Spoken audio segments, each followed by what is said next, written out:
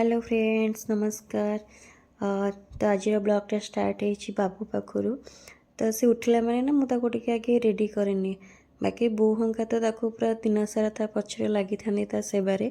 Fast मु तार oil लगे चुट्टी टे बांधिनी जेहेतु तार चुट्टीटा टे अधिक हो गला। तो विंटर जेहेतु चली थंडा तो बहुत बाहर तो फास्ट मु रूम बाहर को नेबा माने तो आगे सॉक्स पिंधेनी।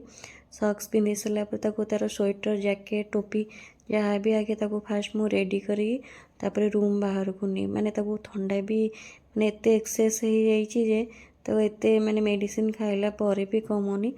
तो एबे कौन कर गोटे हल्का तुलसी पत्र और महु दवा स्टार्ट करूँ। ता सहित भी मॉर्निंग रे आमे जलखिया खाइबा हमर स्टार्ट हो जाइए। गरम गरम चा सहित मुढ़ी सेव आउ बरा भी घरे छाड़ी नहीं।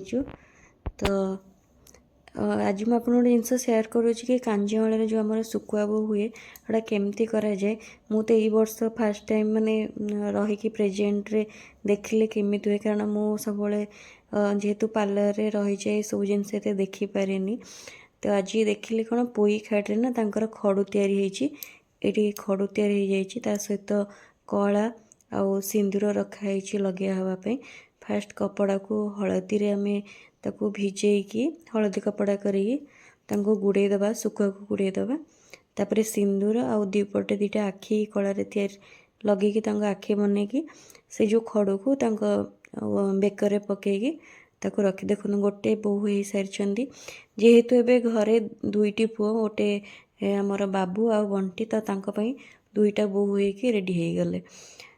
तो यही टाइप आम सुकुआ बोहू कर कांजीवल पूजा करी था। ता सहित देखो दही कांजी हो जाइए।